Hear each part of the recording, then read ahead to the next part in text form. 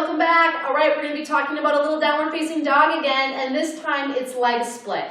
Often a variation of downward dog used to help stretch the lower legs a little bit more. Sometimes it's used to make things more challenging. A leg lift is often used in conjunction with moving forward into runner's lunge.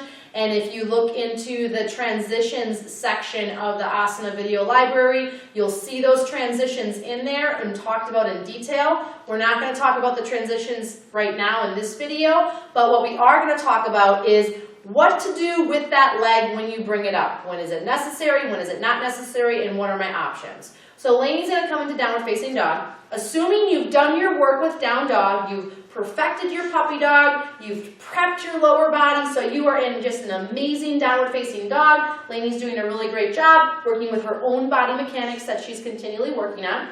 So oftentimes what happens in a class is an instructor says, inhale, lift your right leg up and back. So the leg goes flying up, wherever it goes, that's kind of where it stays. But here's the thing, Lainey can bring her leg back down.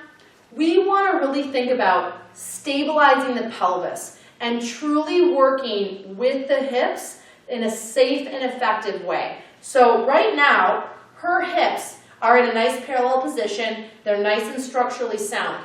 What I want to suggest to you is instead of just boom, flinging your leg up and back, I want you to keep your hips fixed and square. And then Lainey's going to work with her right leg. She's going to bend and extend her right leg straight back and up without opening her hip. Okay? So one, now she's going to get gluteus maximus contraction versus just medius and minimus. Okay? So probably more of a challenge, especially since the glute max is your shelf for your lower back. Those muscles need to be developed. Two, she's going to flex her foot so she gets all this really great length, like she's trying to push her heel to where the wall and ceiling meet behind her. So she's essentially pulling her weight off of her shoulders. But then here's the kicker. The lower leg is pressing towards the floor, okay? Keeping a nice neutral leg. Remember that rotation I talked about in the downward dog. Don't just let your legs collapse in. So now there's a deep hamstring stretch here, and there's a really deep glute and calf work here, okay? Try to hold this for 3 breaths, 5 breaths. I promise you, it is not easy, but it's super, super effective. And then lowering that leg down. Okay, so let's say, why don't I have Lainey come down, she's going to flip and face the other way, give her body a break, and then we'll use the other leg. Let's say you do want to open up the hip, okay? Here's my disclaimer. If you open up the hip, you need to balance it out by both starting with a symmetrical squared hip and ending in a squared hip. This is to help really nurture and keep the body aligned in a nice, balanced, symmetrical way. So if you're going to open the hip, you have to start square and end square to really safely work through the pelvis itself. Okay, so when Lainey's ready, she's going to inhale, bend and extend, her left leg straight back and up. She's constantly trying to square the hips like she's hugging a pencil between her legs. Okay, now if she wants to open the hip, inhale, she's going to open up the hip and think about stacking her hips. I always like to tell my students, now imagine getting your foot stuck in the cookie jar. Here's where the challenge comes. Keeping your foot high, exhale, try to re-square the hips now. Really, really, really square. Keep going, Lainey, keep going, keep going, keep going, keep going, keep going, keep going, keep going. Now you may not be able to see this, but her glute is working super, super hard right now, which is probably a little bit deeper stretch through here now too. So piriformis, glute max, medius, and minimus. All of your deep extensors from your tailbone out to your glute, all those deep hip rotators are all working really hard on both legs. I like to often do an open and close. So inhale, she's going to open, foot gets stuck in the cookie jar. Exhale, she's going to close, knee and toes point towards the floor. Really good work here. Inhale, open, and exhale, close it down. Really try to square it down, really try to square it down. Usually 3 times. Inhale, open, and then exhale, square it down. And then lower that foot to the floor, and then we repeat and do the opposite side. So let's say she wants to open up and drop the knee back. So she's going to bend and extend the leg. Inhale, straight back and up. Exhale, pause. Inhale, open the hip.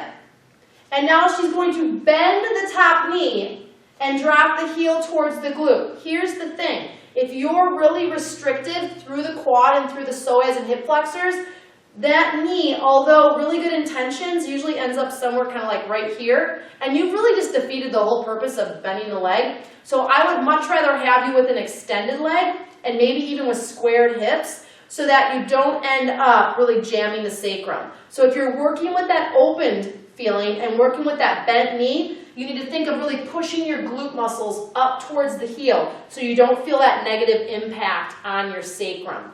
If you have pinching in the upper glute, it's not going to be a great variation for you. I want you to go back to squared hips.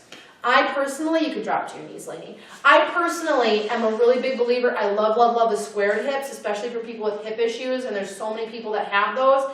It's not only going to build better glute max, but it's also going to help you build and stretch and strengthen all of those muscles from the sacrum to the outer hip. And I kid you not, it is a challenging variation for the lower leg and the upper leg. So play with it, try it with your students, but first and foremost, try it with yourself, and let me know what you think. I am going to have Lainey, though, do one more little variation here. She's going to face away from you guys because I want you to see the lower legs. So what often happens with a pose like this is when you extend the leg up, so Lainey's going to bend and extend, either leg is fine, and let's say she opens the leg. Often what happens here is we get so focused on this that that whole leg below kind of internally collapses. So if you're opening the hip, heck, even if you're not, you're just lifting the leg, you need to pay attention on keeping that bottom leg externally rotated and really keeping the ankle nice and neutral. And that means that that lower shin has to kind of externally rotate as well. So the inside of the ankle picks up and the inside of the arch picks up. That will probably create a different stretch in the ankle and even in the arch of the foot. It's a little bit more tedious work, but isn't the whole pose and the whole meaning of getting on the mat to help realign and heal and balance the body? We got to pay attention to these small things. So you can drop the hip back down. Awesome. And then bring it down to the mat. All right, so you have your puppy dog, you have your downward facing dog, now you have some down dog split work, and I know your classes are going to be so amazing and packed with a lot of great new information. Great job.